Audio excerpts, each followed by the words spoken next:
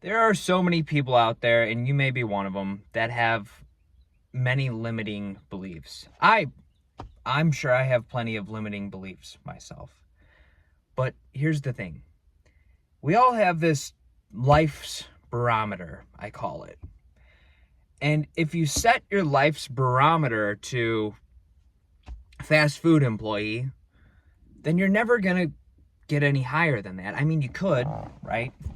You could get higher than that financially, maybe hit the lottery, or you inherit a bunch of money, or you get lucky in some way.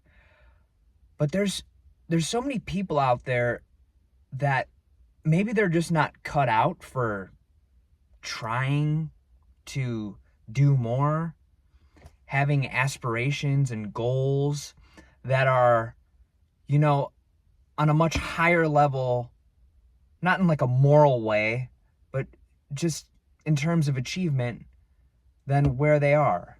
People that are just like, yeah, I just work my job and that's it. I mean, and I guess there's nothing wrong with that. And maybe it's just about having children for a lot of people. I mean, that's what we're here to do. I have our little immortality projects, as I heard them referred to in a book, which I think is really interesting because that is kind of what it is. But anyways, I think what's important is that you are, first of all, you have your life's barometer set high, right? But you have to be rationally optimistic about that. I don't know if any of you know, well, sure you do. There's, what's his name? Ramsey? Dave Ramsey. I'm not like a super big fan of his, but I've caught some of his videos throughout the years. And I remember this one time this woman called up there, and I felt so bad for her. She was like a film student, had like went to school, dropped out, and she was doing the Kevin Smith thing. For those of you who don't know, Kevin Smith was this director, is this director. He's a great director. He made Clerks, Mallrats, but the first movie was Clerks.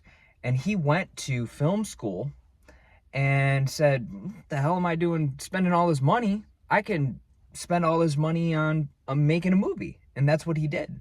And he like maxed out a bunch of credit cards, whatever, spent all his money making Clerks, and that was his first movie.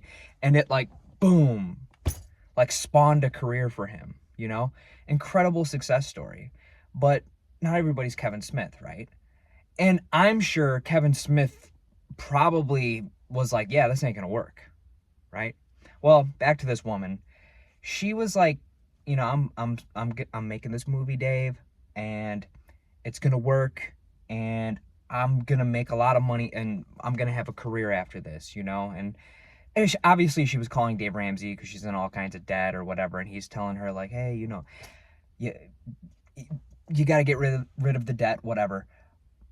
But I felt bad for her because as a dreamer, which some people have called me a dreamer, and I am a dreamer, but when they say it, it has like a negative connotation. I'm specifically talking about like people in my family, and other people have, I'm a dreamer.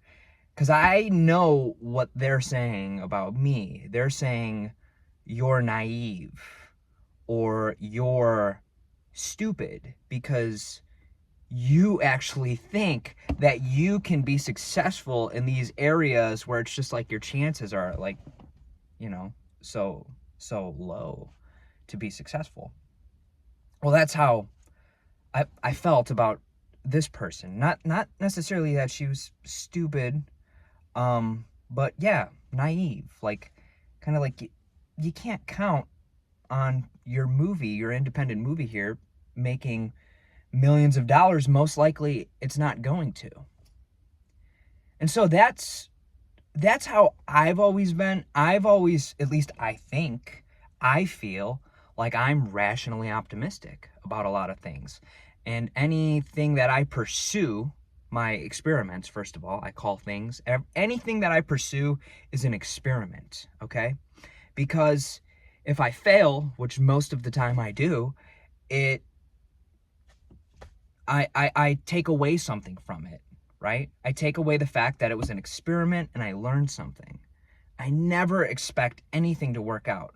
But let me tell you real quick, I've had multiple, monetized YouTube channels. One of them being a beats channel. I was in the music industry for, can't even say I was in the music industry. I mean, I ran a record label, right? Out of high school. Worked with all these different artists, and I was doing all these different things. And in hindsight now, I could go back, if I could go back in time, I could have done so much better and things would have worked out. But it wasn't until I said, fuck this, I'm done with this, I'm done with working with, I love all those guys and everything, but I'm gonna go, I'm done with the record label thing, and record labels are really kind of pointless anyways nowadays, and I'm gonna go do my own thing. And then directly thereafter that, I had like my experiments that I was just doing on myself. This is what I think. This is how I think things should be done. And right thereafter, I had a little bit of success on Periscope, and then I had a little bit of success on YouTube, and then, eventually, all right, time to get a real job, and so I did that. But then, a couple years after that, after the real job, then I got my first little business where I'm putting beats out online, and, you put the beats up on YouTube. This is, I'll give you a quick overview of how the business model works. You make a beat, an instrumental, right? Like a hip hop beat, R&B type beat, whatever. You put it on YouTube. On YouTube, it's discoverable. So artists are looking for beats, right? They go to YouTube, there you are, hopefully, right? Hopefully your beat is good enough to rank when they go and search for R&B type beat, and boom, they see your thumbnail, they click it, they hear it, oh, I want to buy this, right? So then from there, they go and they lease your instrumental, and the whole process is automated because of a company called BeatStars. There's a couple others, but the whole process is automated. They, there's a link in your YouTube description. They click it, they buy it, and one of the coolest things about that business model, not to get too far off the subject, but it's that your beats, if you're selling them non-exclusively, you can just lease them over and over and over. So your beats go viral, you're making ad revenue on that, and on top of that, you're selling leases. And on top of that, maybe, just maybe, if your beats are going viral, you're increasing your chances of somebody using your beat and that song blowing up. Well, that happened with me. I had multiple beats that, and I suck at making beats. This is the Rationally Optimistic. I'm terrible at making beats. My beats are garbage, and if anything, the beats that I always think are good, I'm wrong about. But the beat that I thought was a nothing burger sat on my desktop for 2 weeks, and I almost didn't upload it, didn't even add a bass to it, was the one that got me a gold record, and finally after years I closed out the deal with the lawyers and everything, and now AI is here to take that all away, and I'm been pursuing other things, and now I have other things going on. But that's an example. Okay, oh, I'm gonna get a gold record, right? Watch, that's in my future. You tell that to, yeah, okay, you're gonna get a gold record, Well, I mean, I always believed that was possible. I wasn't counting on that. I don't count on anything. As a matter of fact, I think it's best you have to expect not negative outcomes. You got to expect, that you can't expect the best possible outcomes. You have to expect that things are going to fail. But again, we're not failing. We're learning. They're all experiments. So, back to limiting beliefs.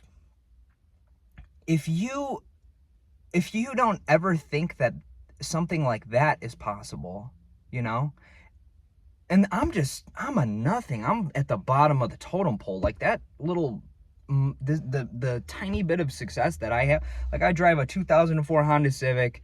I have to work my part-time job to keep chasing these, dreams of mine. if you have limiting beliefs, if you don't think that anything is possible for yourself outside of your current situation, you're not gonna go and pursue those things. So you have to know that these things are possible because other people have done them. And maybe the best way to, if you're not automatically that type of person, if you're not naturally that type of person, maybe the best way to do that is to just go out and get inspired and, see what other people in a similar situation like yours have done. Read stories like the Kevin Smith story I told you. Like, come on, that's just fucking cool. The guy said, you know what, screw it. I'm going to make a movie. That's what I want to do. I'm not going to expect anything of it. I'm going to go in debt. And I'm not saying go in debt, but he took a risk and it paid off. So don't have limiting beliefs, guys. Turn your life's barometer up super high. Maybe not like, oh, I want to go colonize Mars. But hey, there's one guy who, let's make electric vehicles and colonize Mars and, well, we haven't colonized Mars yet, but you get the point. All right, guys, rant over.